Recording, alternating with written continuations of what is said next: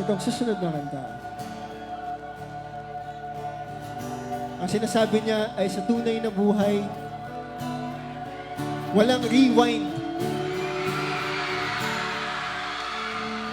Kaya kung katabi mo ngayong gabi, yung mga mahal mo sa buhay, ngayon, yung pagkakataon na sabihin mo sa kanilang mahal mo sila, at huwag mo lang hintayin ang susunod na habang buhay.